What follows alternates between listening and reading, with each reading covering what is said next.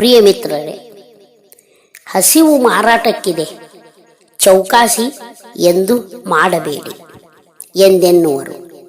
ಅಂದರೆ ಹೊರಗೆ ನಿಸರ್ಗದ ಹೂವು ಪ್ರಕೃತಿ ಸಖನಿಗೆ ಚಂದ, ಹೆಣ್ಣು ಮುಡಿದಿರುವ ಹೂವು ಸಖನಿಗೆ ಚಂದ, ದೇವರ ಮೇಲೆ ಇದ್ದ ಹೂವು ಭಕ್ತನಿಗೆ ಚಂದ, ಆದರೆ ಬಿಡಿಗಾಸು ಹೂವಳಿಗೆ ಎನ್ನುವ ಹಾಗೆ ನಾವು ಏನನ್ನೋ ಆಶಿಸುತ್ತೇವೆ.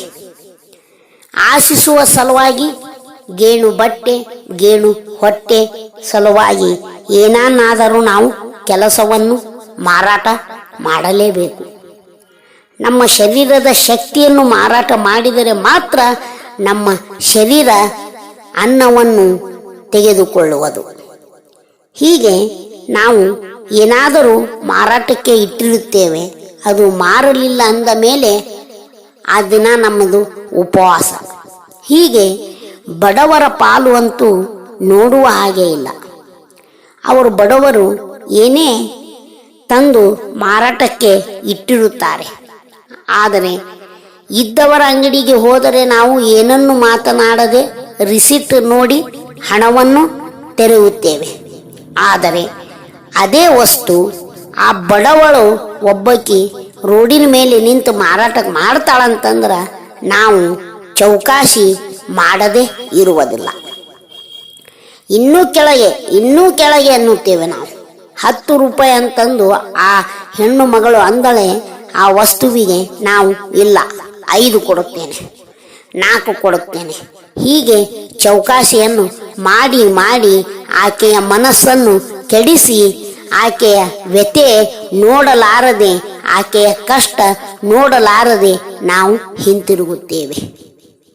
ಆದರೆ ಮರಣ ಮಾರಾಟ ಯಾರ ಕೈಯಲ್ಲಿಯೂ ಸಿಗುವುದಿಲ್ಲ. ಹೀಗೆ ದಯಮಾಡಿ ಬಡವರು ಮಾರಾಟಕ್ಕಿಟ್ಟ ವಸ್ತುಗಳನ್ನು ಎಂದು ಚೌಕಾಸಿ ಮಾಡಬೇಡಿ. ನಾವು ಬಿಗ್ ಬಜಾರ್ ಅಲ್ಲಿಲ್ಲೇ ಹೊಸ ಬಜಾರಿಗೆ ಹೋದಾಗ ಅಲ್ಲಿ ಏನೂ ಚೌಕಾಸಿ ಇರುವುದಿಲ್ಲ. ಅವರು 5 ರೂಪಾಯಿ ವಸ್ತುವನ್ನು 10 ರೂಪಾಯಿಗೆ ಇಟ್ಟಿರುತ್ತಾರೆ. ಆದರೆ ರಿಸಿಟ್ ನೋಡಿದ ಕೂಡಲೇ ನಾವು ಹಣವನ್ನು ತೆರೆಯುತ್ತೇವೆ. ಆದರೆ ಇಲ್ಲಿ ರಿಸಿಟ್ ಇಲ್ಲ. ಆಕೆ ಭಿನ್ನಯಿಸಿ ತೆಗೆದುಕೊಂಡು ಹೋಗಿ ಅಂತೂ ಕೂಗುತ್ತಾ ಕೂತಿರ್ತಾಳೆ. ಆದರೂ ಕೂಡ ನಾವು ಚೌಕಾಸಿ ಮಾಡದೆ ಬಿಡುವುದಿಲ್ಲ. ದಯಮಾಡಿ ಬಡವರ ವಸ್ತುಗಳನ್ನೇ ಖರೀದಿಸಿ. ಅವರ ಹಸಿವು ಮಾರಾಟಕ್ಕಿರುತ್ತದೆ. ಅಂದರೆ ಆ ವಸ್ತು ಯಾರು ಖರೀದಿಸುವರೋ ಆಗ ಆಕೆಯ ಹೊಟ್ಟೆಗೆ ಅನ್ನ ಬೀಳುವುದು. ಒಂದು ತುತ್ತು ಅನ್ನದ ಬೆಲೆ ಆಕೆಗೆ ಗೊತ್ತು, ಹೊರತು ಇದ್ದವರಿಗೆ ಏನು ಗೊತ್ತಾಗುವುದಿಲ್ಲ. ಅದಕ್ಕೆ ಹಸಿವು ಮಾರಾಟಕ್ಕಿದೆ, ಚೌಕಾಸಿ ದಯಮಾಡಿ ಮಾಡಬೇಡಿ. ಧನ್ಯವಾದಗಳು.